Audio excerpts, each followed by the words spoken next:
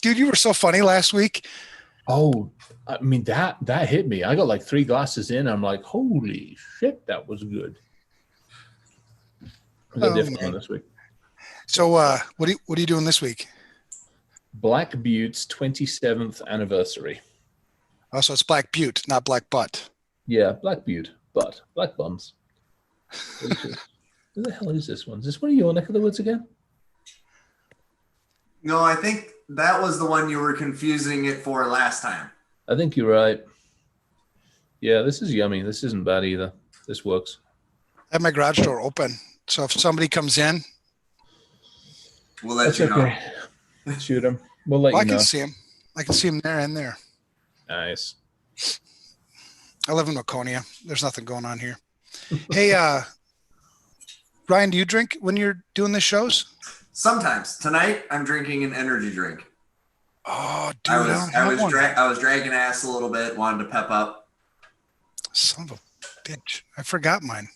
Mine's in the fridge.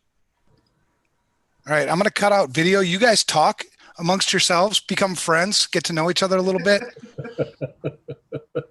I get an energy drink, and then I'll be right back, and then we'll start this shit show. Sound good? Are we on it? Are we live on this thing at the moment? We are live. All right. So sign into chat. Bugger off. I'm just going to chat. Where the hell's the stupid thing going? All right. Hold on a minute. I'm going to stop video so you don't have to see me walk around. Plus, you don't know if I'm wearing pants right now. Oh, that's fair. Okay, that's fair. So I think we are live.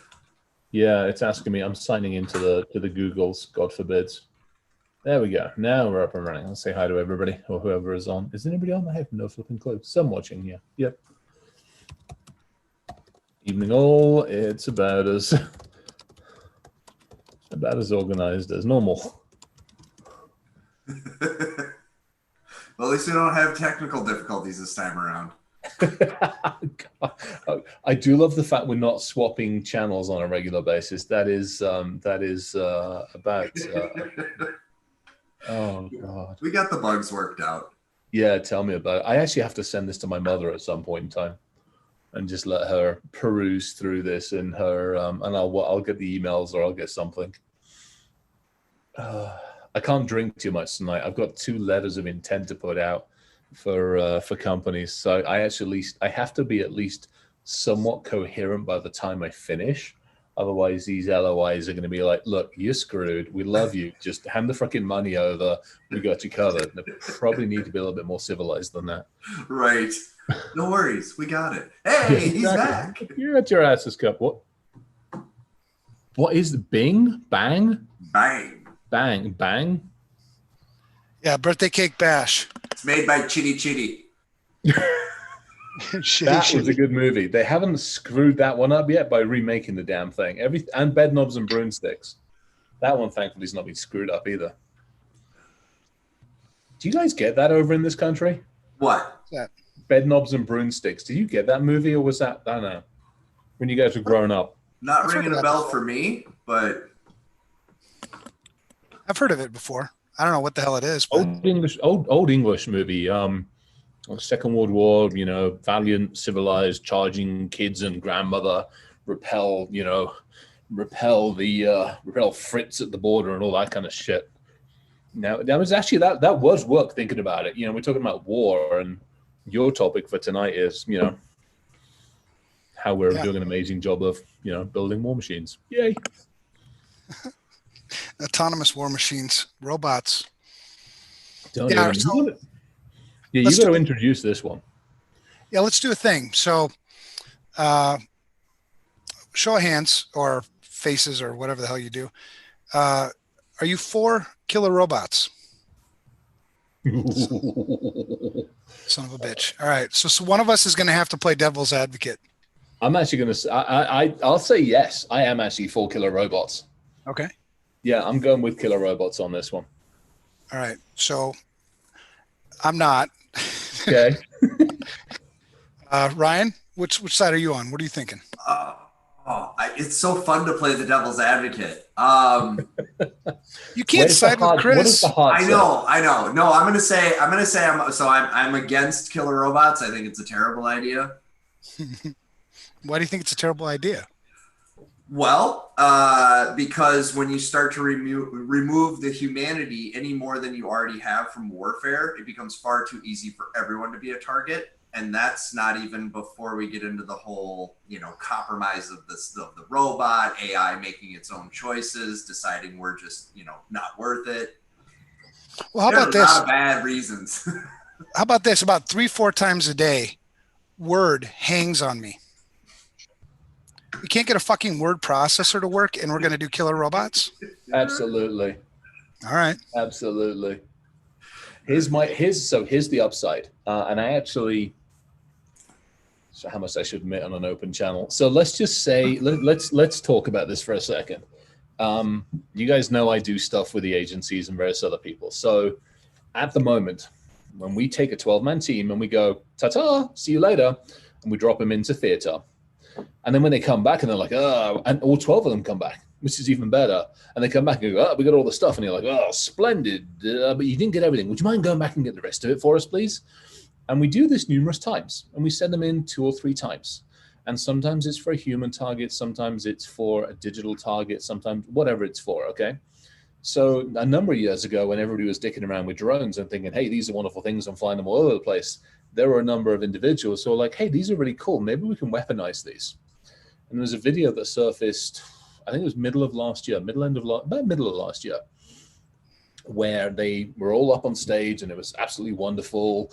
And you had this mannequin in the corner and this little micro robot that was, about a little bit bigger than the size of a Girl Scout Thin Mint cookie, armed with, I think it was like half an ounce of high explosives, came whizzing in, implanted itself in the individual's forehead and detonated. Facial recognition, system recognition, swarm architecture, and a whole bunch of other things in action and doing its job. That does a few things. One, it means that we send that 12-man team in. They don't have to get inside any kind of a kill perimeter. They can basically sit outside the kill perimeter. And I don't care which forces we're talking about. I don't care if we're talking about US forces or anybody else's. Any human life that's involved in SF teams can sit outside, open the bag, and go fetch. At which point, bad guys number 1, 2, 3, 4 through whatever number you've decided, all of a sudden are now talking to their 99 virgins or whichever deity they've actually decided they want to go after this day and age. That to me has a huge impact on putting people in harm's way. And the same thing can be said with any kind of a weaponized defense system. You look at where Korea is actually using them along some of the perimeter. No longer do you have people sitting in foxholes potentially getting shot at on a regular basis. You put a robot in there. If it doesn't like the algorithm, it takes out the opposition. There's some challenges with that, but that, if I'm taking the devil's advocate, that's my stance on it. Yeah, and I can see, limited use, and that's really all we've seen so far, right? I mean, in the battlefield, you don't see walking robots like Terminator, but my problem with it is, where do you draw the line? Where do you stop, right? It just continues to go and go and go. Yeah. And the issue is, what happens when these things are interconnected, or, they can be hacked and turned around and used against you? I would rather build a cyber capability, I think, to hack somebody's robots than to build my own robots and try to keep them patched. Oh, that's job number 2. Let's be perfectly honest. Job number 1, build robot, deploy. Equally as important, to your point, job number 1 equals / let's face it, if we're building the robots, the chances are we've already lost the ruddy plans for the stupid things anyway.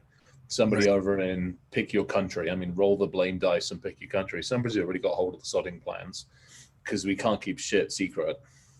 Right. And therefore they're already building their own plans. And off we go from there. Well, and honestly, that for me is the bigger worry.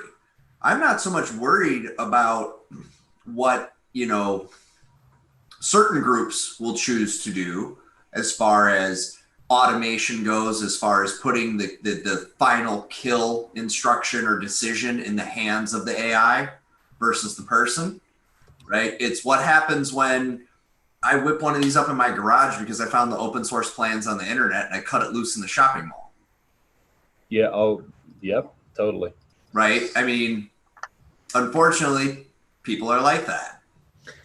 Or what happens when I have a buddy, and he swears by this. And I'm like, I don't know, maybe it's true, maybe it's not. But he's like, I swear to you, there's a shipping container full of like killer robot dogs that the Russians have sitting out somewhere in the middle of the ocean, just waiting, just waiting. Yeah, it's called Boston Dynamics Mark II, or Vladivostok's Boston Dynamics. I was going to put something out on this. I'm like, I would just love in the back of my mind to think that Boston Dynamics are going to be watching this at some point in time, and their lawyers are sitting there making notes, going, "Those bastards are blaming us for building killer robots," which obviously we are, because Right. they make kind of cute. Did you see the patrol dogs that they made for Yes, Yes. and they've Creepy been as hell. used. Yeah. Yep, Singapore, I believe it was using them to control some COVID in a park. Yeah, and if you didn't comply, you got written up or digitally written up or something. Fuck it, why not just take that off and just put some kind of just put something on there that will deal with the situation. Right. Well, and so a couple people have asked me, what about the current things going on? What about, are they going to bring in robots at some point for civil unrest? And, not to pick on Boston Dynamics, but I've seen they make a robot that does parkour. And if it can do parkour, it can do crowd control. So, all of a sudden you want to disband or do these other things. How long before somebody goes, "Hey, I got an idea. Why don't we send in robots? Because robots can't possibly, Getting a robot to do simple instructions, getting a robot to do a routine is one thing. Getting a robot to think for itself and do crowd control based on any number of analog inputs that it has to process. Holy shit, man, that gets funky. Let's face it, the humans didn't exactly do a good job of it. Right. I mean, right. So who's going to teach this damn thing? So going back to like last week when we were talking about morals and ethics, right? Who's going to be the moral gatekeeper for the damn robot? I mean, that's the part where it freaks me out. The stuff that we're using robots for today doesn't freak me out at all. I can see the benefit of it, right? It does save, soldiers' lives. It's probably more accurate, right? Because it's binary, right? So when a binary system shoots something, it's on or not, right? Yeah. Whereas humans are different. But it's where we take it from here. The killer robot thing where where we start relying on AI when we can't write simple effing programs now. And what about when we're using, the way programs are written today? Programs aren't written from scratch, right? Code, line 1 through line, million. We're using open source libraries all over the damn place and piecing shit together. Well, I mean, that's probably, if we, for the minute, let's just separate intelligence, any kind of augmented intelligence system. Let's take that out of the equation. Let's also take out the human teaching learning thing, and let's just get down to the simple literally nuts and bolts in this case. You are building a robot. So let's face it, you got to start with an exo intraskeleton architecture. Then you have to actually give it some kind of some kind of movement-based systems, all this other wonderful stuff. You're either manufacturing that or you're buying it. If you're buying it, where are you buying it from? Let's just start with the easy stuff. Then the next place, if you're actually going to start building the chipsets and the architecture, we can build some of that chipset in-house in this country. But again, who's to say that our chips built here are any more secure than the ones built elsewhere? Then you layer on top of that. I mean, the Mercedes I've got parked out in the garage. And that's got the 2 big long screens on it. Last I checked, somebody was telling me it's like 150 million lines of code in the stupid thing. Shit. Yeah. Somebody will have to correct me online. I want to say, how many bugs is it per 1,000 lines of code on average? It was like 10 or 30 or 60 or something like that. Isn't it one per KLOC or something like that? 1 per 1,000 lines of code or something? It's something. I mean, it's a reasonable amount of bugs, and you multiply that by 150 million. And all of a sudden you're like, there is plenty of opportunity here without even going into the, how did we teach it? What did we teach it? How is it able to, Ryan's point, how is it able to react to situations that it's unaware of? I mean, that's some of the stuff I'm working on now with one of the teams is is building in elements of intelligence and emotive learning and all those other kind of stuff. I mean, we're building it in a very, very structured way, and we're actually, I mean, again, we're making this shit up as we go along. Right. Holy crap! Somebody mentioned Radio Shack. I love Radio Shack. I know. I miss it. I found 4 Radio Shacks in Cancun. No, it's still working? Yeah. Holy Really? shit. That's pretty awesome. Yep. What about Chris? You ever been to Fry's? I have. The first one I went to, it wasn't DEF CON. That was like one of the ones. The first one I went to, I was out in California somewhere doing something, and somebody took me to a Fry's. I mean, it was nuts. It was amazing. It was like, I mean, but there's amazing stuff, and there's shit there as well. I mean, it's random. Oh my God, I can go down to processor level. I can buy transistors and resistors. And you can buy Rolaids. Yeah. And I can buy a fucking smoker. And I'm like, I'm okay. Yeah. I mean, they are amazing places. The one at DEF CON is obviously, I mean, God, the amount of times I've ended up in that one because, you know, we need something, or we're doing something, or we're breaking shit, or you know what it's. I mean, I always drive out to DEF CON and my car is just full of shit. I used to take, because I did lost challenges and all that kind of stuff. So the car was full of all sorts of crap, but damn right we would always miss something. So it used to be Radio Shack, and then it became Fry's. Yeah, I totally took us off topic. You were on some kind of really cool thing, and then I just... You know, the whole idea of this is to go all over the place. Yeah, it is the shit show. Well, okay, so robots, right? Yep. Let's just talk about robots for a second. Like, you know, right. Well, somebody asked a question on the internet. David Cruz asked a question on whether the internet was good or bad, you know, net good or net bad. So I'm going to borrow that and I'm going to twist it and I'm going to say robots, right? As a thing. Net good for us as people or net bad for us as people? Is the convenience factor worth what it does to us? You know, a good example is look at Japan and some of the immediate impacts that have happened because of the advances they have in the robots and how they choose to interact with those robots and how that's having a direct impact on their birth rate. I mean, okay, so let's take it to that step. So robots, if we take robots in the most basic form, I have 3 Roombas running around this house because of the dogs. So they run around, they do their job, and they save either myself or Trish, who comes in and cleans the house every week. They save a lot of that mess happening.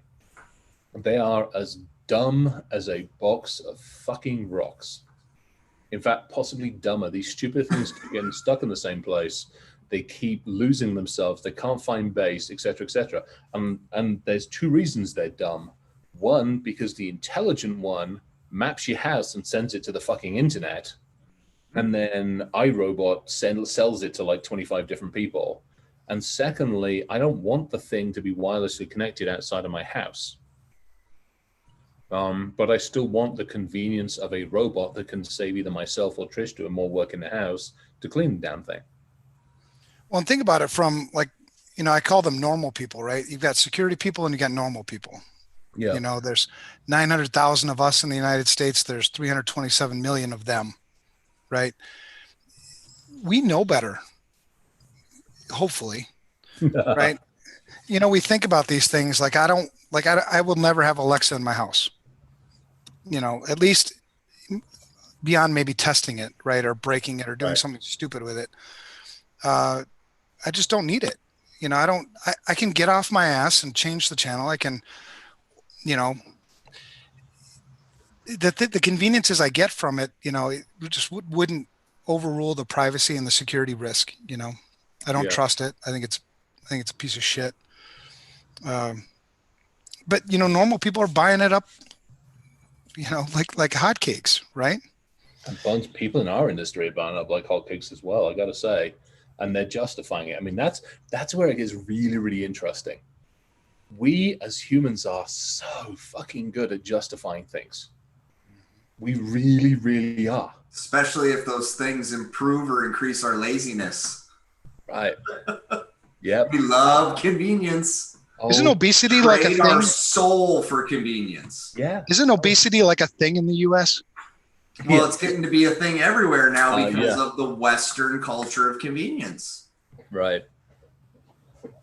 I've said it many times. You know, we're running head on. We started it when we embraced technology we didn't understand how to use, and we continue to run full speed.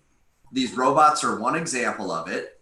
The AI, law enforcement stuff. I mean, thank God Amazon decided to back away from use our facial recognition technology. Mm-hmm.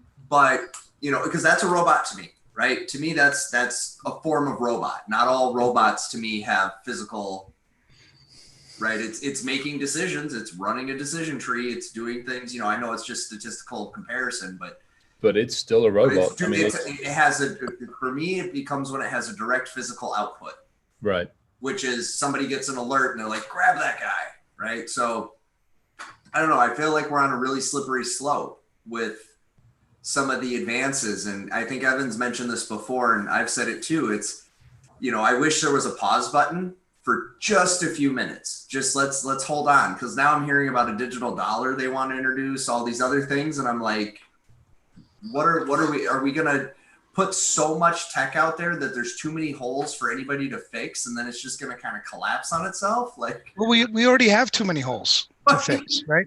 I mean, complexity is the enemy of security. Bruce Schneier, was the first guy I ever heard say that. And I was like, hell yes. Right. You just mentioned, how many lines of code in your Mercedes. Yeah. Some city in Kentucky's on its face right now. Yeah. Right. So we just keep adding more and more shit to our lives, makes it more and more difficult to secure. And there's going to be a day of reckoning. The shit's going to blow up. Because we're all connected to each other, right? Mm-hmm. My neighbor, I may not, he doesn't know shit about security, but he's on the same damn network I am.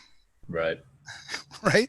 Yep. And so his shitty security, his computer that becomes a bot is now attacking my network. It's just like, I don't know, man. Well, that's actually a perfect example of that. And again, it's a double-edged sword on this one. Again, so I'll play devil's advocate for this one. Perfectly good example. The ancestry sites where you can send in a blood sample or DNA sample or whatever the hell they want, because you want to figure out where you were from, however accurate or inaccurate they might be. So let's just say the three of us, God forbid, the three of us are related closer than we maybe probably are if you go back into history. But let's say the three of us, I send it in. So I send mine in and it figures out that, I am what I am. But then it realizes that it's got elements of your two guys' DNA. And one of you folks might have done something you probably shouldn't have done a number of years ago and left something behind the scenes, at which point, because of what I did, you get your ass hauled in chains. And that's just that's one of those WTF moments. That the technology that I have decided that I'm going to use for myself has impacted so many other people potentially down the line. Right. And that's another thing that I worry about with robots, right? I may be against it. I may be, I don't mind getting off my ass and doing something. I don't mind mowing the lawn. I need the exercise, right? Whatever it is, right? Everybody's got their own personal preferences, the things they want to do. But my neighbor, he wants a robot, right? To do whatever the hell he wants it to do. He knows dick about security. Mm-hmm. And so he just plugs it in, defaults. Hey, it works. It's great. Look at my cool thing. Meanwhile, it's attacking me. Well, think about the Roombas, not just the normal Roombas. John Deere's had the grass cutting ones out for a number of years now. Mm-hmm. Jesse and I, several years when they first put these things out, because we screwed around with food production and John Deere was our loving target. Now you go to one of these bloody grass robots, which is the same thing. It's a Roomba, except it's got all sorts of interesting shredding things on it. I start fucking around with that thing and I take it out of its geofence or I start messing around with it. That is a large engine machine with all sorts of very nasty kind of moving metallic bits, which will hurt. Yeah. Scary. Yeah. I mean, it might not get us, but any of the small wolf mutts or anything else that might get in the bloody way is certainly getting a haircut or more. Well, okay, so let's talk a different kind of killer robot for a second. Or squirrels. Self-driving car. Protect the occupant. Wait a second. Wait a second. Think of the visual real quick. Your automatic, lawnmower. Oh, gets a hold of a squirrel. Sorry. Well, no, I think you might have just come up with a use case for it, actually. Get the squirrels. To get the squirrels. No, because the bugs will fight back. They're natural shits. There might be somebody. There might be somebody watching who's like a squirrel lover and is gonna like send us all kinds of hate mail. Please don't send us hate mail. It on. Bring it on. I have squirrels at the house, and I also have a suppressed 22. You guys can do the math. End of discussion. You guys recognize what this is? It's this is either Blade RF or Hack RF. So autonomous cars, so much fucking fun to have. So this has actually been modified. We took this whole thing to pieces, redid the chipset and some other stuff in it. It's now got the capability with a different set of antenna to go up to almost 9 gigahertz. 2 of these on either side of the road with a piece of software that's running on that car at the moment, you build a LiDAR bomb. And you can do 2 things with a LiDAR bomb. When an incoming signal says, hi, I'm traveling at 70 miles an hour and I'm coming towards you, you can send a message back going, hi, there is a barrier 6 foot in front of you. Have a nice day. Or you can say, hey, that car that's in front of you that's slowing down to 25 miles an hour, nah, it doesn't exist. It's proved, we proved it out. Damn. Yeah. Well, all right. Okay, so that's why I drive a Ford F-250 without that shit. No doubt. So, okay. If I don't know how to secure it, man, I don't want to use it. You know what I mean? Totally get it. What happens when we get into, so let's pretend for a second that we actually solve for that and we get better at what we do. There's still the, what are you going to run over? What are you going to hit? Who gets hurt when the inevitable accident occurs? Right? And putting that decision into a machine, there's so much that goes into that. Morals and ethics go into that decision. Yep. I mean, that's always been the tough thing for me when the self-driving cars, right? I love to drive, but I hate other people driving. So I actually like self-driving cars. For everybody else. For everybody else. A fucking self-driving car, get the hell out of my way. I'll pay an extra fee to drive in the analog lane. Just let me. It's fine. It's that. Well, if you did it right, you would never have traffic jams. Right? Every car would be perfectly spaced. Everything would go very smoothly. But the problem is human beings make this shit. Right. Or it's currently because of computers, they don't. Honda, anyone? Yeah, I mean, it's so back to that point, back to your point. It's that equation. Car is driving along, has an accident. It's able to avoid the accident, but in order to avoid the accident, it has to veer into humans. Mm-hmm. And you have 2 sets of humans. You have family with, say a family with 3 or 4 kids, or you have 2 young kids. And at that point, the car has to make an equation. Who dies? Yep. Driver dies, family dies, 2 young kids die. And at that point, the car's got to make an equation. And this is where I had a bit of a sarcastic conversation with somebody about this one. And this is where like, oh, you're a bastard. You drive a Mercedes. It'll just protect you. I'm like, civilized, of course it will. Bentley, Mercedes, Rolls-Royce will have an analog switch that says preserve driver under all circumstances. Whereas, unfortunately, if you go out and buy like a Yugo or a Skoda or a Lada or something like that, it's random selection. Have at it and do yourself. Good luck.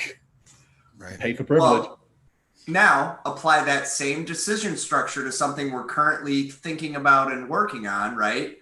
Does the drone get to make the threat selection, detection, and execution? And if so, how much collateral damage is tolerable? Is there a slider for me to set that? Yeah. Do I get a slider? Is there a percentage? I mean, because that's the reality. That's the current thing we're facing right now is they can be on. They can, with the code's there. We all know the code exists for it to do that. And it's been held back by policy, right? So again, coming out of the military, the way we, as nasty as it was, the way we looked at it is you went down if it saved a dozen people on the other side. or more. It was a simple math equation. If your loss of life means that I preserve more lives on the other side, you're done. End of discussion. And that's our attitude. That's a military attitude. Now, you might get a human that's maybe a little happier with life and a little more friendly on life. But at that point in time, it's how do you literally have the killer robot hover here and say, you have a moral choice at this point. I'm either going to rip your head off or you better rethink your life choices. That isn't going to happen. Snowball's chance in hell. Right. No, and that's the unfortunate piece of it, but it is a piece of it. And I think if we are going to grant that kind of power out of our hands, we better do it real thoughtfully, because what happens? I mean, the reality is, will we achieve sentient AI? I don't know. Have we already? Maybe. Who knows? But we have for focused. If you look at focused intelligence, so Big Blue being IBM's Blue, Watson, whatever, being a perfect example, amazingly good at very focused tasks. Take it away from those focuses, now it's in a whole new realm, and the learning algorithms are not where we would want them to be. To your point, will they get there? Absolutely. I mean, we're working. I mean, one of the stuff. I mean, some of the shit I'm doing for the Calypso AI folks is basically building that framework out, and we're building it. So for those of you that do code and do program, you guys will recognize the ISO like 25010 architectures, which goes into basically how do you code and how do you program. We're adding extra stuff into that, which talks about intelligent behavior, morality, and personality. And under each one of those, I'm baking in literally architectures that questions. What do I do? How do I do it? And morality is one entire thing. We talk about ethics, privacy, and human friendliness. That human friendliness on your military killer robot, that goes away. But bye now, have a nice day. Mm-hmm.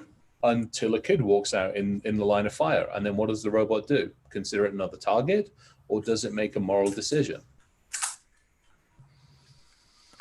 Well, depends on who programmed it.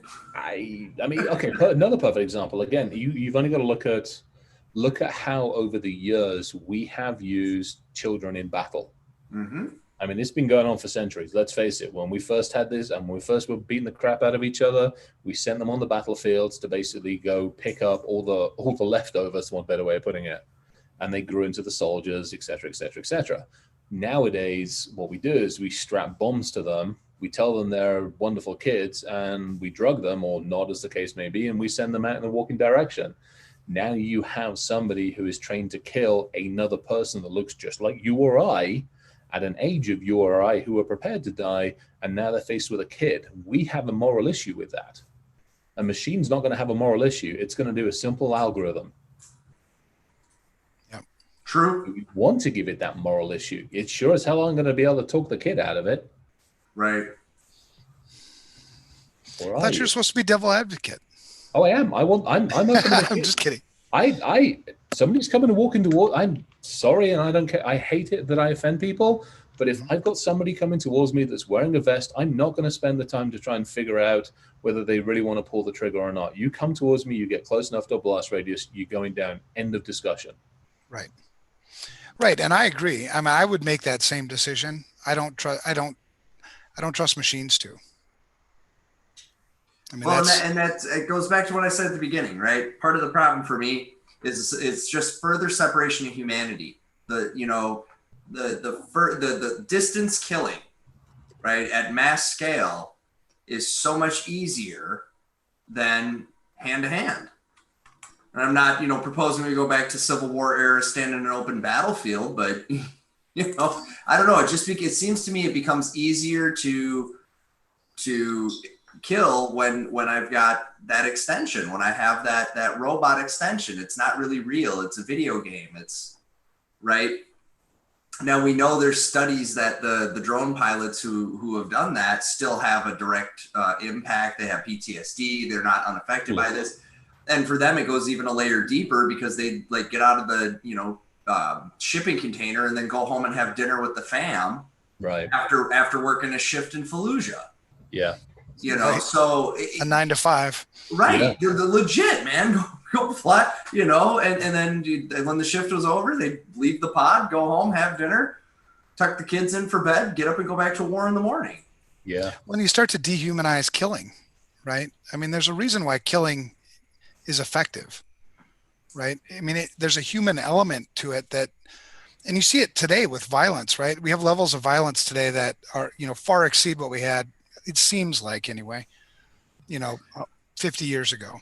Well, and I think it's fair to say, unless you are an absolute and total sociopath who needs to be incarcerated, if you kill somebody, regardless of the reason, there's a cost to that. There's a cost to you to take somebody else's life, whether that's in military, whether that's law enforcement, it doesn't matter.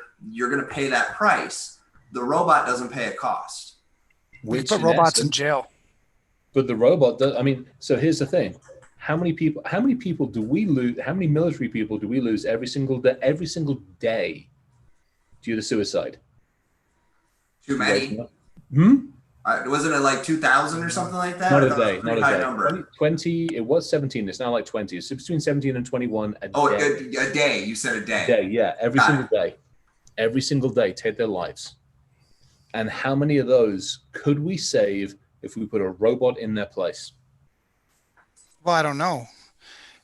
But is that the answer, or is mental health, assistance and other things, for the military? But if we take them out of that situation where they are put in a place where they have to take a human life, again, it's one of those things.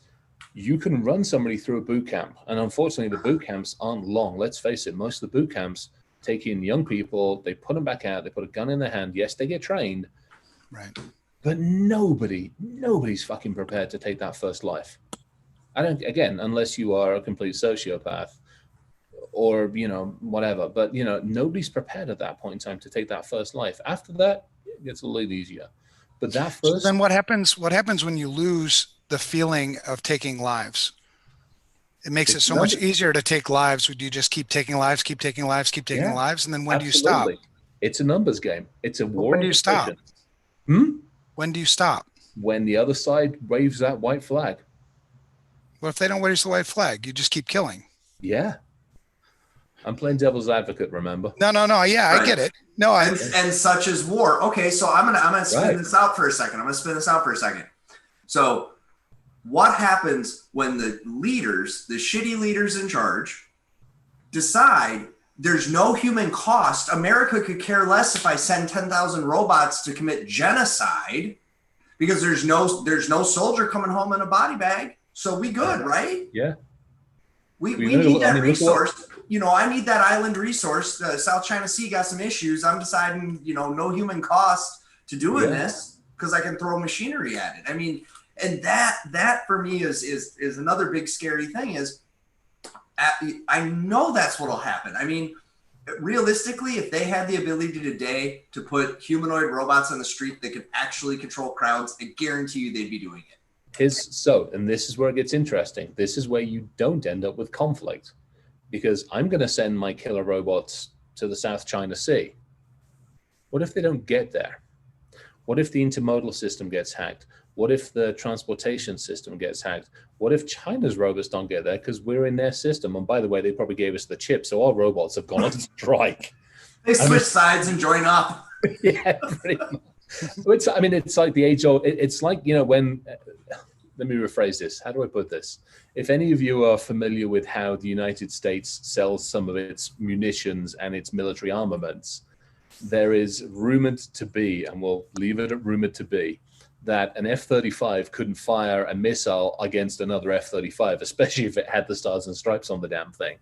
So it would be fucking amazing if we built our robot army and we'd maybe ship the chips in from somewhere, and all of a sudden they literally went on strike because it's friendly fire on fire. Shit ain't happening.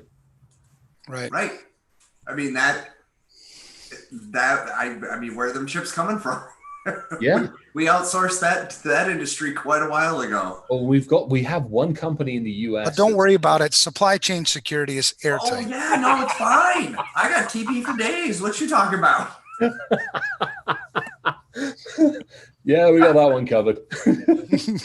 Oh shit, we're screwed. Yeah, Yeah, just remember, manufacture every critical resource offshore. You totally want to do that. Solid. Yeah. But that's where it gets. So I mean, this is the Scorpio in me coming out. I will take you down, and I will make sure that you will not get up again, and I will leave a smoldering hole behind, because I want everybody else to look at that and go, we're not going to fuck with him. Right. The deterrent factor. Absolutely. And if that smoldering hole means that I have basically swept my army across your entire army and your supply chain and your home bases and a few other things that are associated with that, so be it.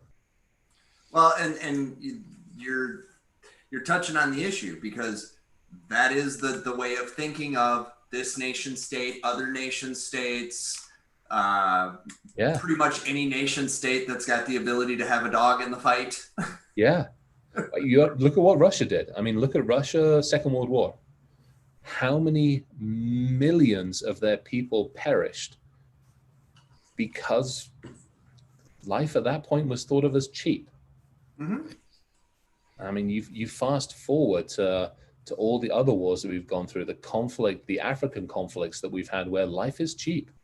The stuff in the stuff over in Europe. I mean, there's so much stuff where the value we have on life at the moment is nothing. I was over in India last year, and it shocked the hell. First time I'd ever been over there. It shocked the hell out of me. Like, seriously shook me that the value of life is negligible. Like, seriously negligible. Right. So at that point in time, I actually might care more about my fucking robot, because the damn thing cost me $250,000 if fucking Booz Allen Hill got in the way of the damn thing. And same thing in China too, by the way. Yeah. My wife got back from China. It was the same. Yeah. And that's the thing. At that point, I might actually care more about sending 100,000 or 10,000 robots in. Those buggers are expensive. Right. Well, and so we talk about the robot itself, and we talk about, the limitations and, errors within the code and all these other things. What about, who do we trust to control the robots? I mean, that gets scary, right? I mean, what if I'm having a bad day? Boop. Yeah, or I'm not mentally stable, and I'm not going to get into today's current, political environment. That is a shit show, left or right. It doesn't matter. 100% with you. 100%. And I wouldn't trust any one of these people, anybody in Congress, not a single one of them with robots. No, I saw Zuckerberg get interviewed by these people. They don't get to make decisions about technology. The only person I would trust with robots? Michelle Obama.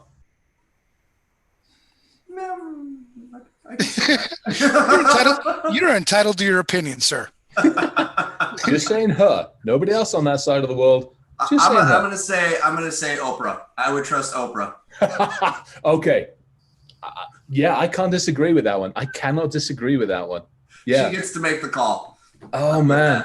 You get a robot, and you get a robot, and you get a robot. Oh shit.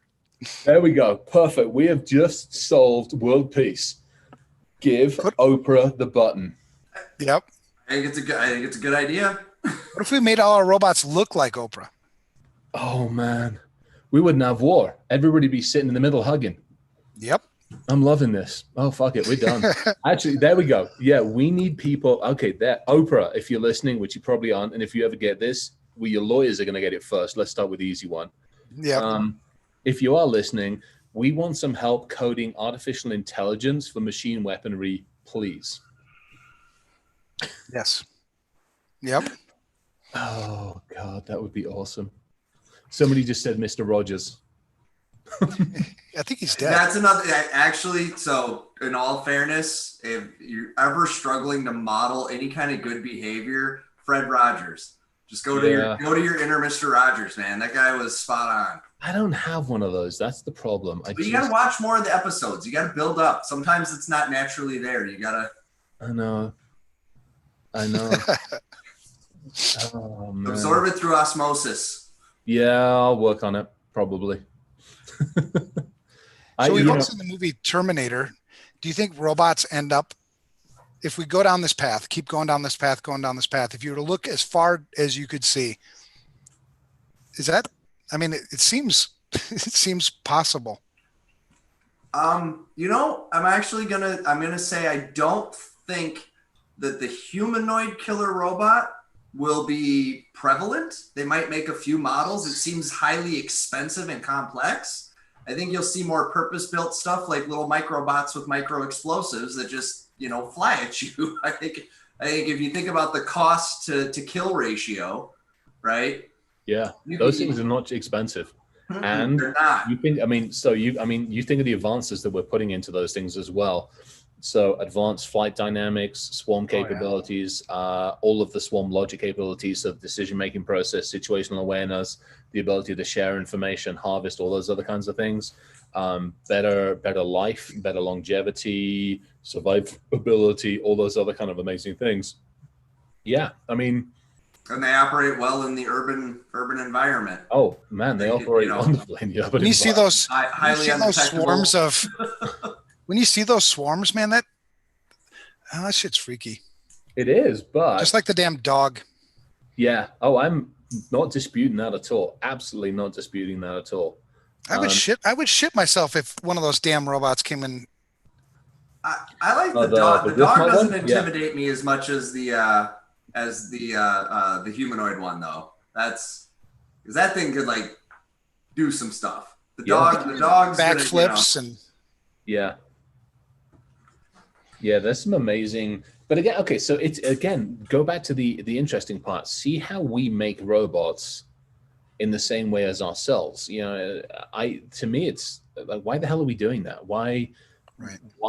There's no reason for doing it. There's no logical reason. We don't have to have this. I would rather have, as much as the Boston Dynamics one is kind of weird and warped, I actually appreciate it because it's designed purely for functionality, not to actually appease my nature of what I actually need a robot to look like. Yeah, true. That's I think part of it though too is this idea that we have of robots comes from the sci-fi era. Go back, kind of the 50s, right? Asimov has a lot to be we got a lot to be thankful, but we also got to blame him for a lot of stuff as well. Seriously, right? But if you look at that, the idea was it was integrated into our world. So it needed the humanoid elements to navigate. Chris, did you just eat the robot? I did. Sorry. Oh shit, dude. Spit that out. It tasted good. It wouldn't be the first time I'd sit there and lick high explosives. Let's just put it that way. Sorry, Ryan, I interrupted you again. I saw him eat the robot. I was trying to save his life. That's all good. I don't even remember. You ADD'd me. I just squirreled that one. I have no clue where I was going with it. So it was probably something about moral. As gone as that robot is. Something moral, something wise. I don't know. It's gone. It was Oprah. It's like a more civilized version of Oprah, what was going on this one. At least you got your good looks, man.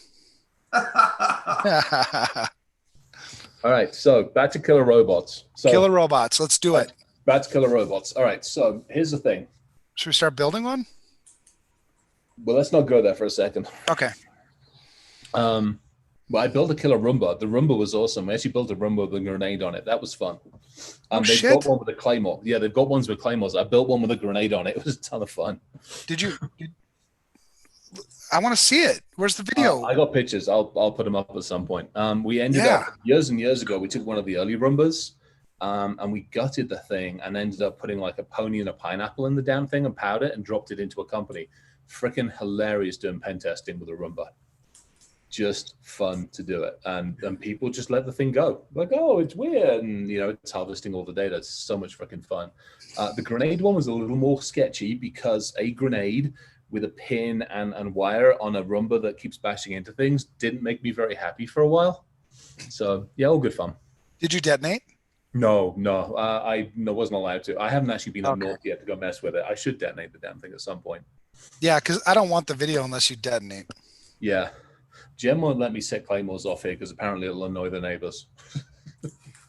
You have got the advantage there. You have the space to be able to do a little bit more. You have a little more freedom, shall we say. Oh, yeah, we blow shit up. Yeah, I need to go out to the golf course and just blow shit up on the holes or something like that. That'd be fun. Killer robots. Where were we? So we've already determined that shit isn't going to work because we're buying most of our technology in, and the technology that we're not buying in has already been stolen by somebody anyway. So let's just figure that one out. So the damn things won't even work if we do them. We know we can build the darn things. My thing, again, to me, it goes back to the code. It goes back to the programming, and it goes back to the errors in the programming, the code in the programming. And then it was Robert. This is all Robert's fault, by the way. I just want to point this one out. Thank you, Robert. Yeah.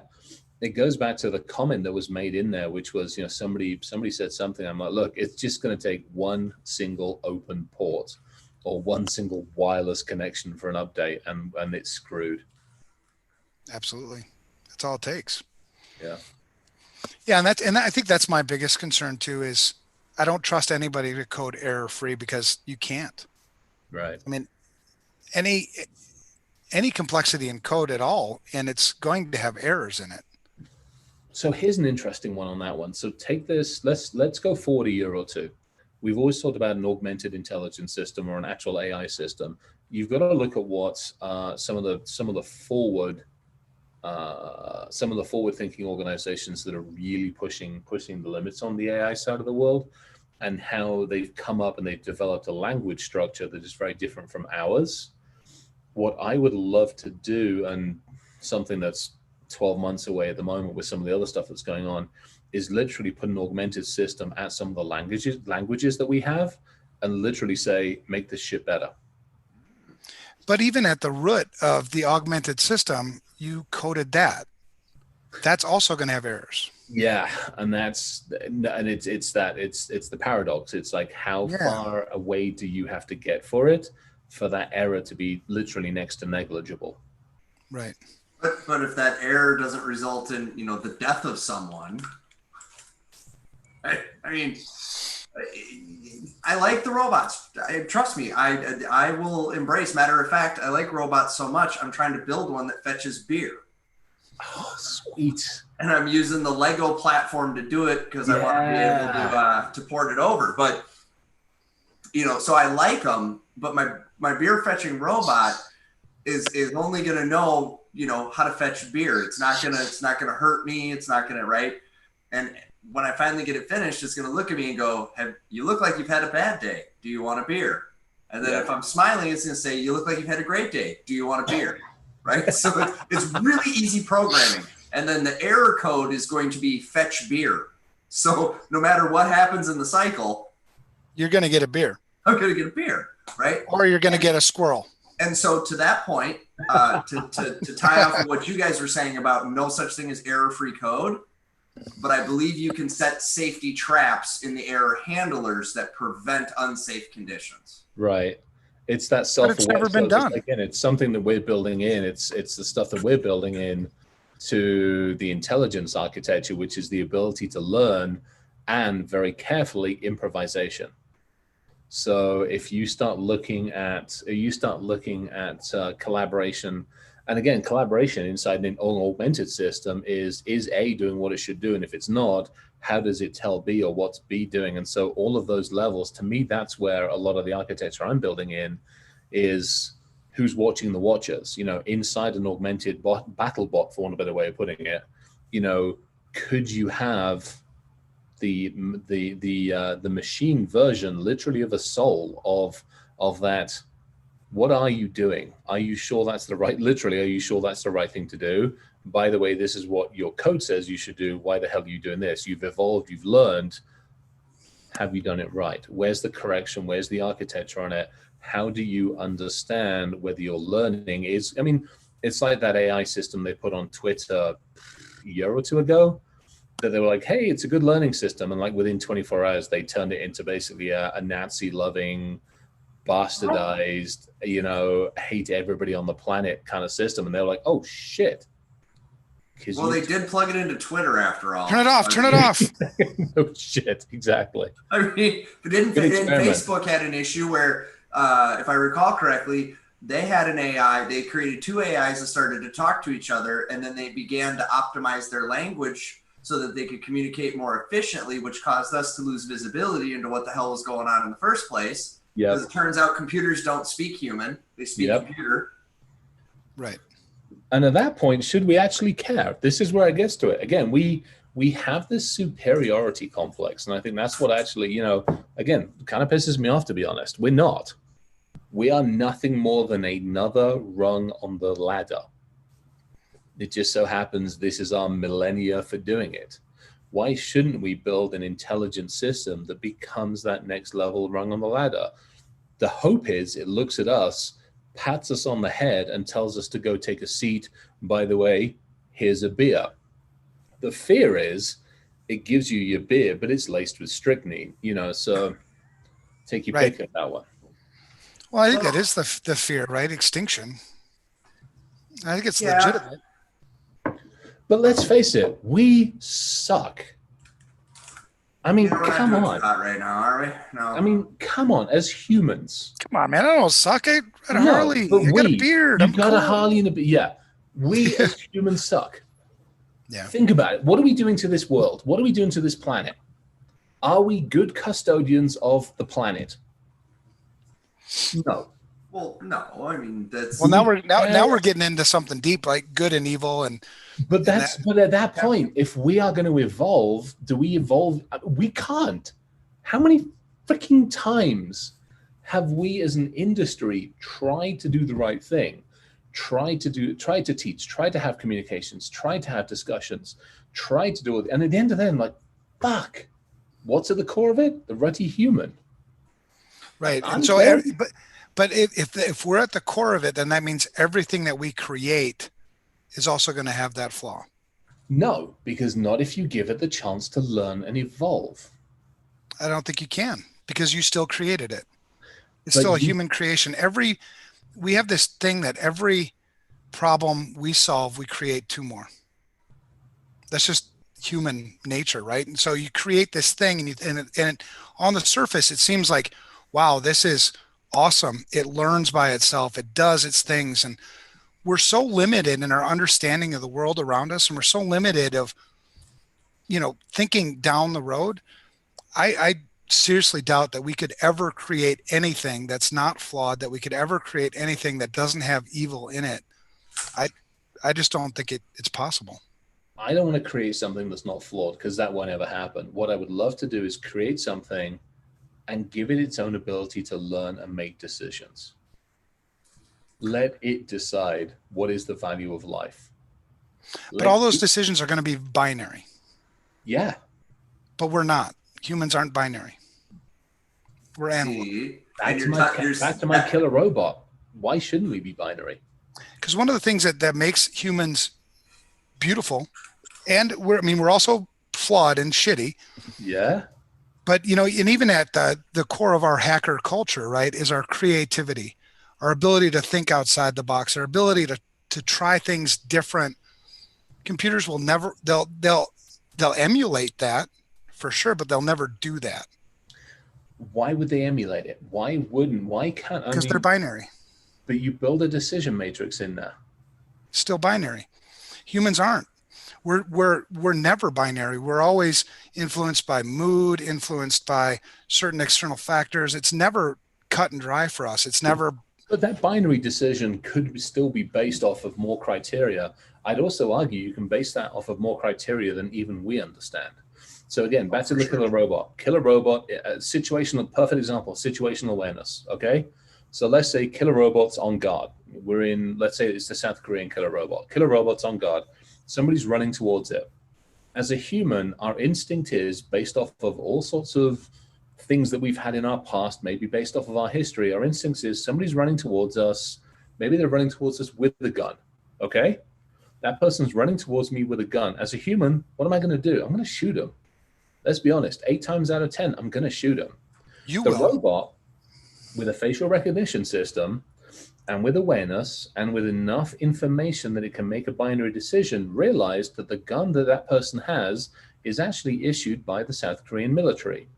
that gun possibly came from somewhere else. It's looking at the person, realizing that the person is not sweating, that the person is this and that and the other, and all sorts of other criteria, and realize that the person isn't at an aggressive level because they can pull heat off of the body and all sorts of other things. And that person comes up and hands the gun over and goes, I found this, it's yours, please take it away. Well, I'm not saying that in certain scenarios that robots can't think better, that binary thinking is superior. Right. But there's also areas where analog thinking is superior. We create, we have moods, we have feelings, we have this thing called love. We have, those things are humanity. And I think, robots will never have that. The one thing that does make us, for better or worse, it makes us beautiful. You know what I mean? No. Yeah. Again, I'll play devil's advocate, but I'm also not going to play devil's advocate because that machine is actually trying to break that down. That feeling that you have is nothing more than a set of electromagnetic stimulus. That's all it is, which is binary. But who says that's true? Is that really true?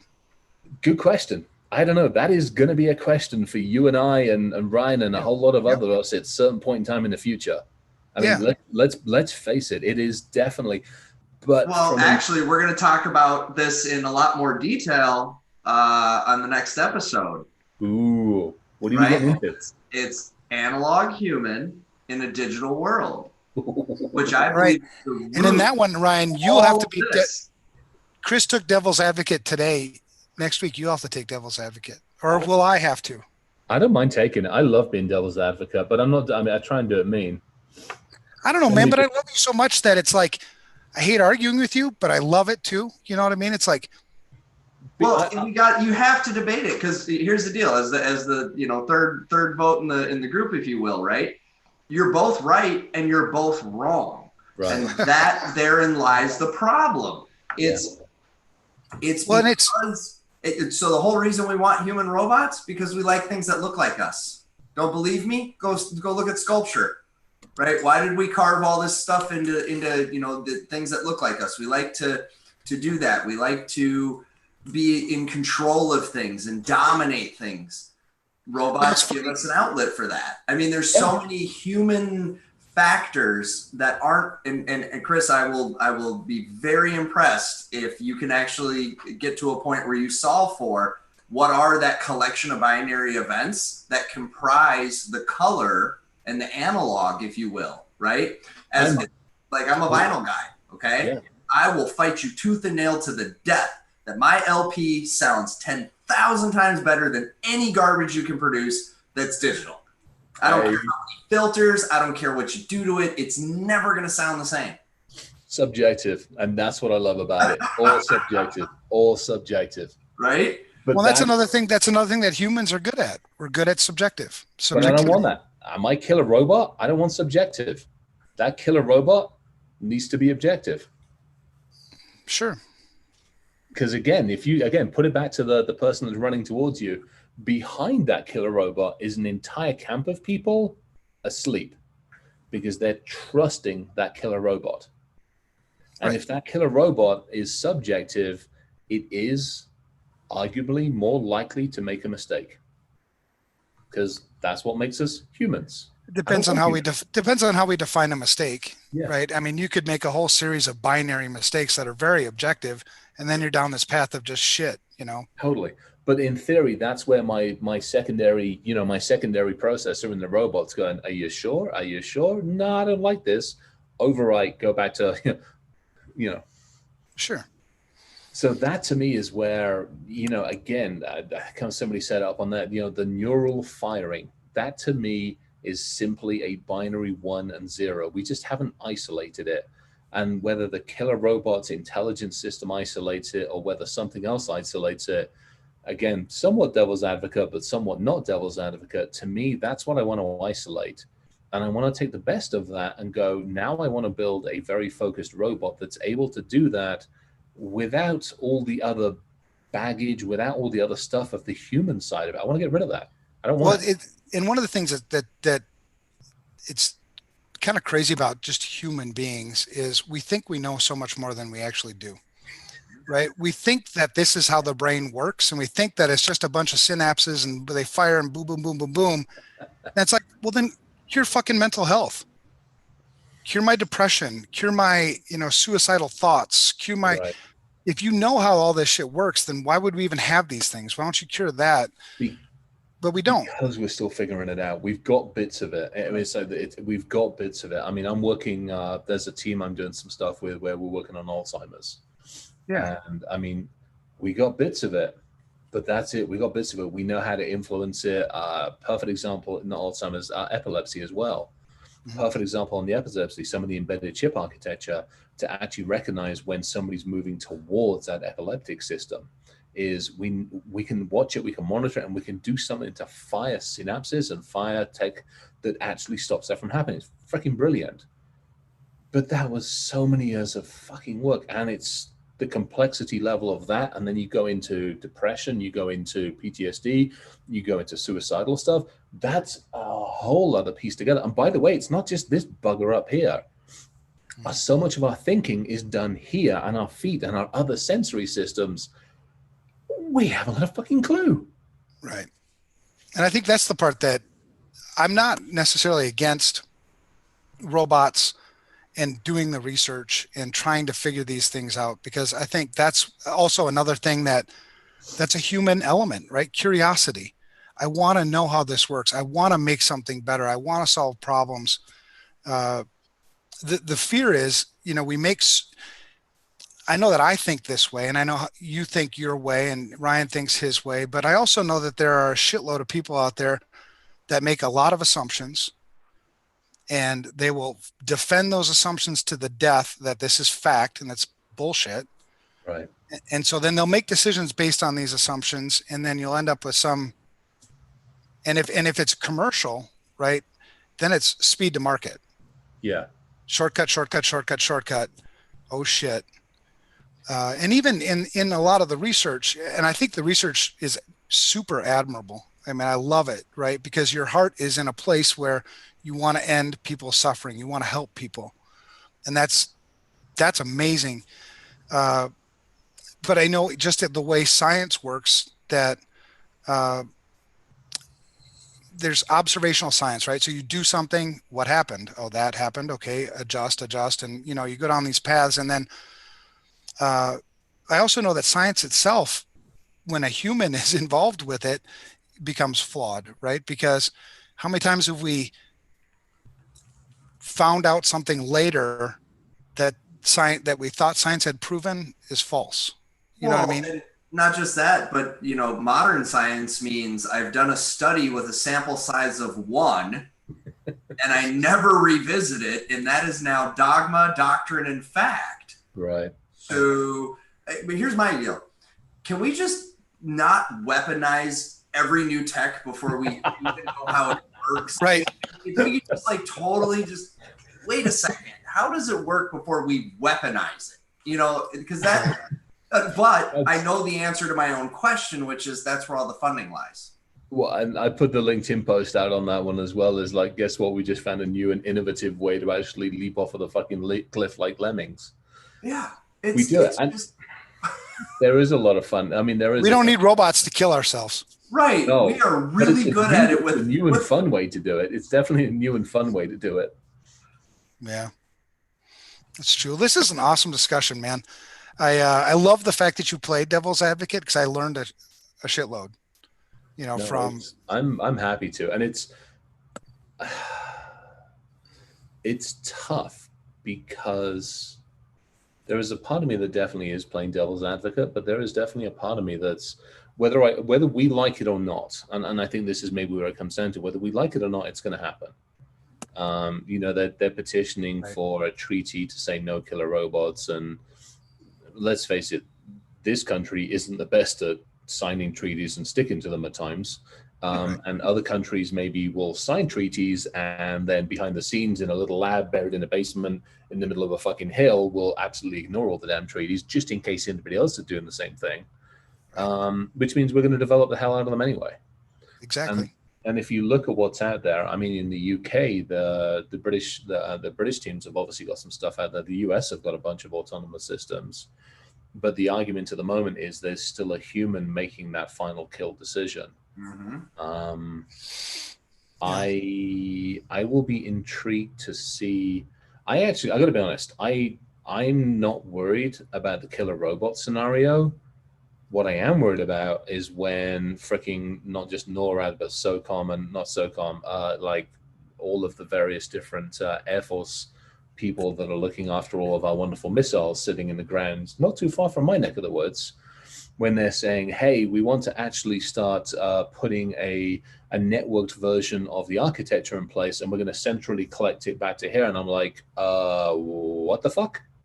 Right. That you want to talk about autonomous systems and the ability to actually end. I mean, the killer robots, you're just going to kill a couple of 100,000 people every couple of weeks or whatever. Right. Sucks, but it is what it is. We're still making more people like that way.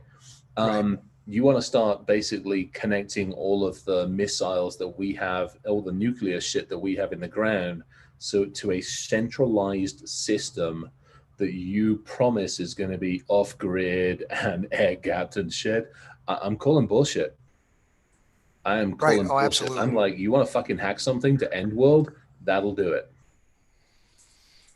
Right. And to your point too, Ryan, we are so fast to weaponize shit before we really understand the ramifications of weaponizing shit. We've done it with every tech that's come along. Right. It's kind of a human thing. Like, this isn't a modern era thing. This is, go back to the first, documented murder, right? What did they use? A rock. They picked up a rock and it was weaponized, and then it became a bone, and then it became a knife and a sword and an axe and a hatchet. And I mean, we are very skilled at turning things into implements of destruction. It's just, it seems to be an inherent human thing. Right. And now, a rock can only kill, one person. Now you're talking about, interconnecting, ballistic missiles. That's insanity. Yeah, I know. Believe me, a lot of us have said the same thing. I mean, everybody's still losing sleep over the dead man switch. Yeah. You got aged gear running on an analog version of basically what you're describing. Yeah. Right. Yeah, it's I think that's so for me, again, devil's advocate to some degree, but realist in other degree. It's going to happen. We will get those robots. I mean, so the Armada tank. Actually, this is a really good example, and it's semi-classified-ish with a hint of not completely classified. The T4, the new Armada tank, the ones the Russians are parading around having some fun with. So all the code for that, a bit of that code was actually found, we'll just call it the word found, sitting on bits of the internet, which was rather useful in some ways. You start looking at the code and the architecture on that has the ability to be almost relatively fully autonomous at some point in time in the very near future. So you have that. Then you obviously have the entire drone architecture, the squadrons of drones that we have that have an amazing capability for nigh on full autonomy to some degree. You look at the micro stuff that we have. This isn't something that's not going to happen. Right. It's already happened. Oh yeah, right. Well, I mean, it has, but there's still a human. Arguably, at the moment, there's still that argument to say there's a human between death and me. There's still a human that says yes, you're done, or no, you live. At some point in time, if enough mistakes are made, or if situation happens, or we don't have enough humans, or a machine is found to be capable of making not just better decisions, but faster decisions. So, I mean, you know what it's like. I mean, situational awareness. You have somebody coming. I taught a course the other day, and we were talking about weapons. It was a weapons course. And, there's people there and they're like, well, I have a weapon. I'm great. You're going to kill somebody? Well, no, it's for defense. I'm like, fuck defense. You're going to kill somebody. Either that or you don't pull the weapon out, and you sure as hell shouldn't be here. Right. Because waving that thing around, you've got a quarter of a second to make a decision of whether somebody's going to kill you or not. Right. In that quarter of a second, you have to decide whether you're willing to take somebody's life. Here's the thing. As humans, we're flawed. When it comes to that, there are times that we should have fired, that we didn't, and we're dead. And there are times that we fired that we sure as fucking hell shouldn't have fired, and somebody innocent dies. Here's the question. In a machine situation, could that machine have made a better decision more often than not? There's an argument to say absolutely yes. Yeah, and I would say it's possible. I say it's improbable. Yeah. Yeah. And I think that's where it's going to be. I think the argument is going to be won and lost, not necessarily on the machine, but on human error. That's where I think it's going to be fought. It will be fought and lost on human error, because we as humans can be found to be made too many flaws. We are found to we're flawed. We're humans. Whereas a machine, yes, it can be considered flawed because of the coding and the programming, but you can program out those flaws. You can have secondary and tertiary systems, and think about the amount of data that's out there that it can process much faster, much more accurately than we can. And maybe we're right 50% of the time, and the machine is right 75% of the time. I'm having my base sleep at night because that thing's better. Yeah, I think I mean I could see. I'd love to see the data. Yeah. I don't think it doesn't exist today. We're all data guys, so Totally. if the data points, well, then the data points. But my concern is, I happen to be somebody who loves technology and I love humanity. Mm-hmm. I love the human element of things, right? I just had a mosquito fly because I have that damn garage door open. You need to kill a mosquito robot. Right? Fucking drone. Okay, that's totally a smart thing I'd put in my house. If I had a mosquito robot, absolutely. Yeah, there we go. Damn NSA's got drones up in here. Yep, that's what it is too. Hey, don't keep blaming us. We right. We Yeah. Yeah, Right. Got a ban up at the house. Why? Because I was talking to Chris. Damn it. I knew this was going to be bad for my health. Oh, it's fun. Yeah, Netflix performance in the toilet at 1 a.m. Oh, did you just finish a shit show? Yeah, exactly. Right? Yeah. Yep. Oh man. Like no, clockwork. I think you're right. I think you're right. But again, I hate to say it, we're humans. We're gonna lobby for it, and big money's gonna win. Yeah, true. There's truth to that. Yeah. So okay, so I'm gonna I'll be looking for a place where I can hide out and get away from all the shit. The USA, the United States, just has to hold its shit together for another. Hold on, let me tell you. How many days? How many years and days? Yeah, and then it can all fall to. You guys can come hang out with me. I'll have a bunker. We can go scuba diving. I really 1,191 days. Oh, I really want one of those old missile sites. Or actually, I don't want a missile site because they're a pain in the ass. I want one of the old comms bunkers. I remember hunkering down in a few of those over the years. I want one of the old comms bunkers because those things are freaking amazing. I think they have some of those out here, don't they, Yeah. Brian? Yeah. Right in St. Bonifacius, there's a Minuteman comms bunker. Nice. Yeah, not too far from those. I just want one of those. That would be nice. Or somewhere that's not necessarily on the first, second, or even the tertiary, and drop a bomb on it thing. I don't know. I still say I'm going to basically retire to my AS400 in New Zealand. I will. I've got however many years I got left. I figure I'm working on it. I will basically digitize myself right down to those damn neurons that fire on their ones and zeros that decide whether I like my analog music or my digital music. So I got one more to grab onto for you guys, right? That was a jab at you, Ryan. Huh? That was a jab at you. I don't know if you caught that. Uh-huh. All right. What happens when the helpful robot, aka the telemedicine robot, the surgery robot, becomes the killer robot? What do we do to put up barriers, right? Well, the fact of the matter is, it's hackable. Why would that? What? It's hackable. Why would, if I was a shitty person who likes killing people, why wouldn't I hack that? Why wouldn't I make it do that? Well, thankfully, we've got very few shitty people who know how to hack stuff like that. Yeah. Do we? So far seems to be. The tech's out there. Oh, it Maybe is. the lawyers covered something up. You know, the guy just died on the table because the Da Vinci bot went crazy. But I think it's the mutually assured destruction stuff. We've had this conversation. You know, Right. we talk about it. We talk about this a lot, which is, you know, it's one thing to scam you out of X, but it's another thing to actually, well, if I kill you off, I can't keep scamming you. I mean, that's the other part of it. Thinking about it as well, I'm actually losing customers at that point. True. So, I mean, there's that. As terrible as that sounds, I'm losing my herd. But I think it's also, you know, it's one thing to scam the hell out of you, and I think it's another thing to take that life.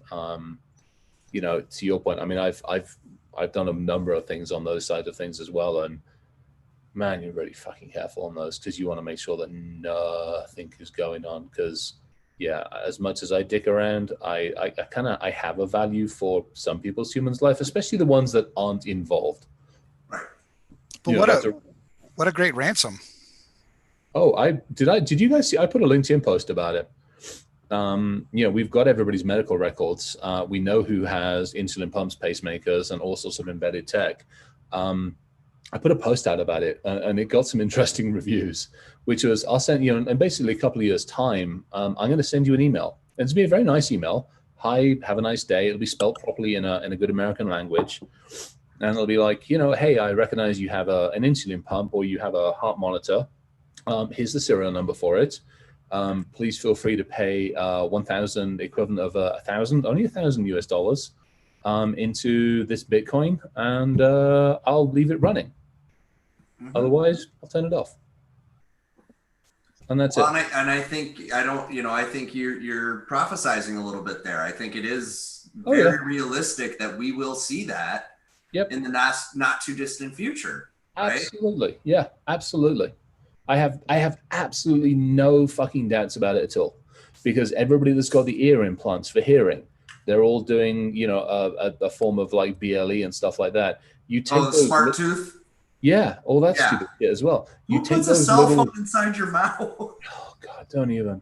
There's the other ones, which are the little tablets that have the cameras in them that go through your system. User ID. So for the console, for the patch, to get to the patch's network architecture, user ID admin 6 ones to get into it. For the console, it's hard coded administrator. So Easy to remember. Chris, we've been over this. That's easy to remember. That's why we want to do that. right. Don't make it It's hard. convenient. Absolutely. So with all of that knowledge, literally, and I don't want to take a ton of money, because if I take a ton of money, you might be tempted to either not pay me or you might be tempted to give it a chance. I don't actually want to kill you. I'd rather not turn the damn thing off. But quite honestly, I send out, let's just say, I mean, how many people got heart rate monitors or any kind of stuff like that one? Let's say I got a million people to pull from across the globe. We know we got a lot more than that. I get 10% of them to pay me 1,000. And I do it every 24 months to them. Hey, it's me again. Just checking in on you. Hope you're doing okay. I'll take another 1,000. I'll leave it on for you. By the way, the patch that they fixed last time, here's what they did. Here's what they missed. This is how I'll turn it off this time. Nice and civilized. Reminds me of Barnaby Jack. Yeah, oh man. Yeah. Right? Talk about a fucking loss to our world. Yep. 2000, what was it 2011, 12? He was, hacking insulin pumps. In 2013, I think he passed away. Yeah. But it was, as you were talking about insulin pumps and pacemakers, it thought of him. Absolutely. Ironically enough, I do a lot of times as well when we're talking about that stuff. I mean, we had. He was the pioneer. Yeah. Oh, by far and away. I gave a talk in Oslo when I referenced. I'm really careful because I want to be very, very careful with it. But yeah, I mean, talked to a few of the folks afterwards, and I'm like, look, he was, because we talked about it on stage at GERCON, like first or second or third GERCON, we were talking about that stuff as well.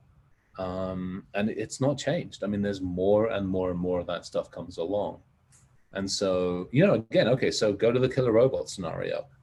Go back to my killer robot. If my killer robot knows that there's a potential army coming after it, let's face it, if it's got a nous about it, it's probably already knows who the people are that are coming after it, knows about them, what their human enhancements are, what's saying it's not going to launch a digital attack against those human enhancements to basically disable most of the forces before they even get here.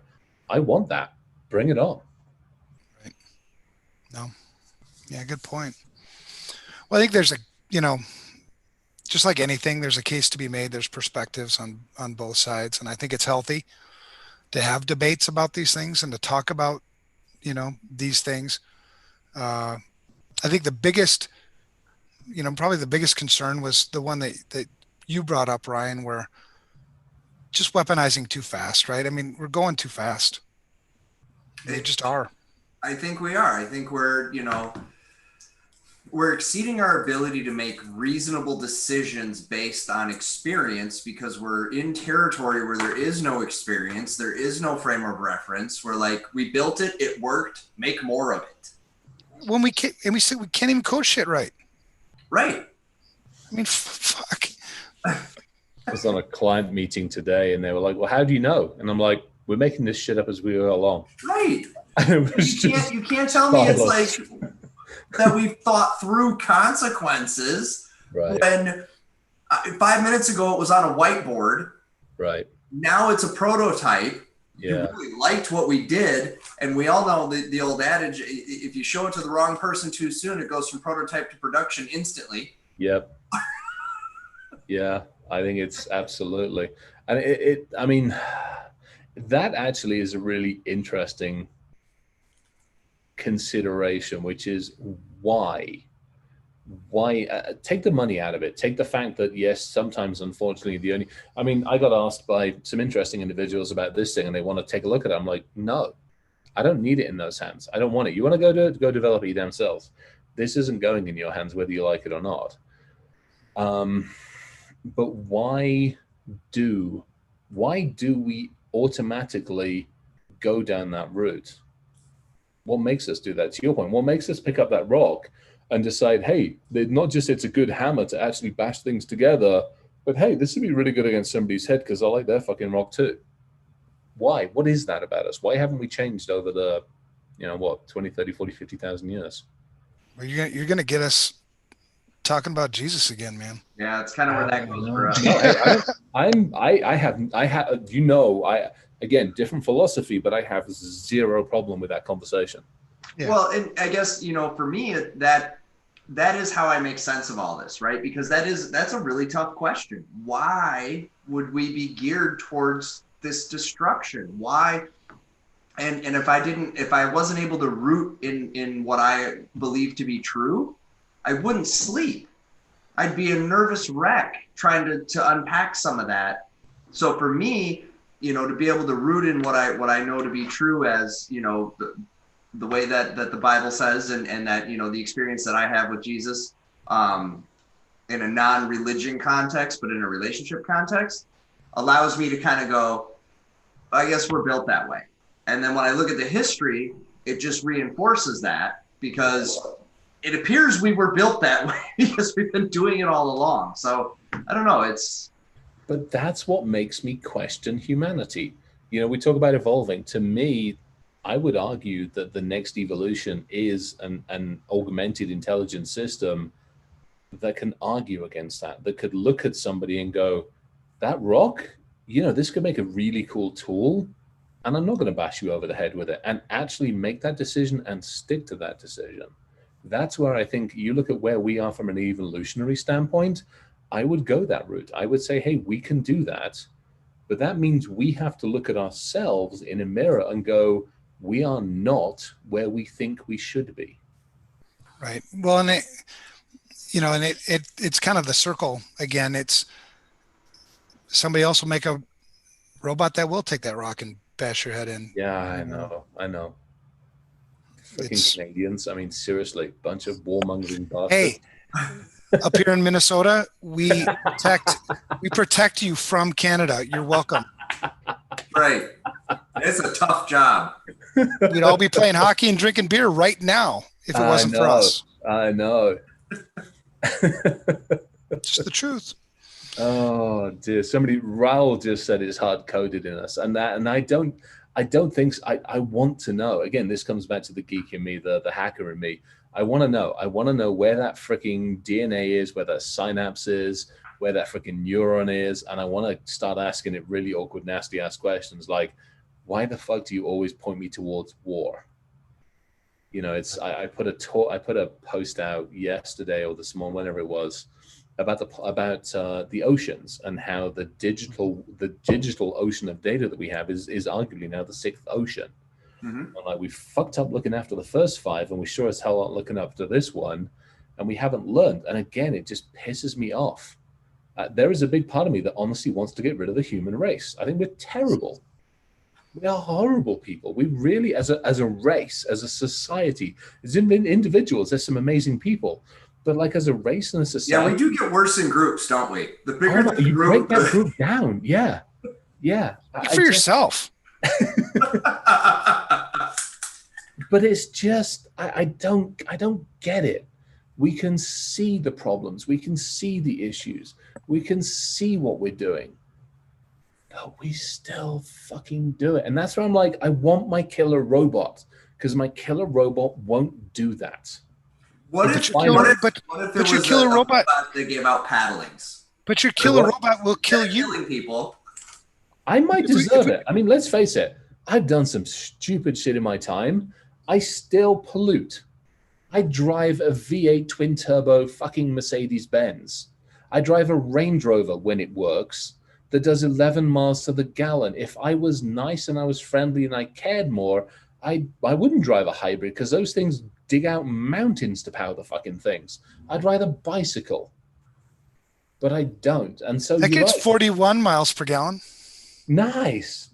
I'll try using that as my argument to get a motorbike. I don't see it working, but I'll try. But that's the thing. That killer robot might look at me and go, you're actually more harm than you are good. You got 10 seconds to make your peace with whatever deity you've got hanging around at the time. So who's going to make the decision on you're more harm than more good, though? I mean, that's the logic piece. That's like, that's a slippery slope, man. Oh, I'm not disputing it, but I'd argue that there's something out there better than me that should be making that decision sometimes. And if I've done it and I've coded it and I've programmed it, I kind of either have to abide by it, or I better put my own freaking subroutine in there. Well, and if you do have, and I'm not going to get into a whole faith discussion, but if you do have faith, there is something out there that knows better than you. Right. No, I'm not disputing that. But still allows you to, make mistakes and. But the problem is, again, okay, as individuals, we kind of make mistakes, but when you get 7 billion of us making mistakes, we fuck up the planet. Yeah. And if a killer robot, again, not even just a killer robot, if we have an augmented intelligence that looks at us as humans and go, you are fucking up the very house that you are living in, we're taking over. Fuck you. Get your hands off the steering wheel, sit in the back seat, shut the fuck up. We'll give you a drink and a gin and tonic every now and again. And the rest of it, leave it up to us. We got it covered. Keep the hell away. Well, and I think as humans, by the way, we That'd all be a shitty intrinsically existence. know that. I think everybody knows that. I think that's the thing. I think that's why we're so afraid of the robots taking over, because we know that the logical conclusion, if you code for logic and you look at human beings on a completely flat binary logic tree, yeah, we're all dead. There's only one conclusion you can arrive at, right? Yeah. Humans, the heart of a human is a dark place. Yeah. And so, that becomes the only logical conclusion. Hence why we're like, don't make robots that will then decide. Make your peace. Make your peace. Do you care about you, or do you care about the planet? I care about me. I would take humans over. I was about to say, I don't know who you're asking. I mean, if I'm dead, why would I give a shit about the planet? But the planet survives. I mean, that's the selfish thing. But here's the thing, Chris. But to what end? Why? I get it. The planet's going to survive just fine. It's not that we're going to do anything to planet Earth that it can't shake us loose and fix. It's that we're going to make it inhospitable for us. There we go. Yeah. which is why people are very able to be selfish because, hey, whatever, I guess that's the next generation's problem. And at some point in time, that next generation becomes the generation that has to deal with it, which is if the killer robots aren't in place by that point in time, that's going to get really interesting because now you're going to have a really interesting conversation with about, I don't know, half the. That's why I love Thanos. Thanos was right. Come down, wipe him out, be done with it. Well, and you wouldn't have to have the discussion; it would just end. No, I know. But You should know, it have to? Again, killer robot. Bring my well, killer robot back. Well, it is going to end. I 100% believe it's going to end, whether it be killer robots that take us all out, or it's we destroyed our own home that took us all out, Yeah. or a meteor takes us all out, or God forbid a COVID-20 or COVID-21, you know, or Yeah. whatever takes us out. It's going to end. I mean, everything ends. Yeah. You know, I prefer. Like, I don't want to kill a robot to shoot me off my Harley or some shit. I mean, I like certain things. Well, I mean, it won't be a killer an American robot. Killer Like, robot. a human. It'll be an American. Sorry, go on, Ryan. Oh, I was just gonna say it'll be a killer deer robot that takes you out. Yeah, no shit. Those effing deer. Now, if you want to lobby for something, I should go to change.org right now. It'll be. I'm going to lobby for deer extinction. All right, so Chris, you got to make the DNR killer bot, and it'll just go out and just like take care of the deer. Take care of like 50% of the deer population and every single one of them around Ryan's neck of the woods. See, Actually, I do like deer. I think deer are beautiful animals. Yeah. It's just, I wish they would just, you know, understand that blacktop is a bad thing. So don't go there. So, I mean, let's be honest. If it's an American killer robot, it's going to recognize the Harley and it's going to be like, you covered, you're in good shape. Nice. Yeah. See, this is the subroutines. If I'm coding this thing, we got you covered. All right. See, now you won me over. Your devil's advocate just won me over. You won the argument. If you code in that if you're riding a Harley, you're safe, I'll vote. Remember we had the conversation about everybody has their price. We got it covered. You just won. There we go. Good game. Harleys, Kajivas, Ducatis. What else do we need? Anything on two wheels? Anything on two wheels is fine. 78 RV vans. Some RV van. What kind of an RV van? The 1978 Chevy RV van. Oh, you gotta put it on the list. You can't blow it up. Yeah, no shit. Those things. It's like Jesse's got this freaking high boy, whatever the hell it is, F something high boy from like 67. Oh wow. This thing's like 600 cubic inches, twin turbo, 5 different colors, 3 different types of paint panels on the stupid thing. You can't kill the ready thing. It's hilarious. That's beautiful. Yeah. I love it. All right. So we got that covered. So we have subroutines in the killer robots for a number of things that we need to basically put exceptions in for. We can do this. We can make this work. Well, then you will win my vote if you needed it. I mean, all right. We talked at the beginning of last show. Weren't you going to be the dictator? Oh, well, that's the whole reason for the killer robot. So let's be perfectly honest. Okay. It's easier that way. Well, as the dictator, I appreciate the mercy. All right. Splendid. Well done, that man. No, it's awesome. I love this discussion. It was, every time we do this, I learn something new.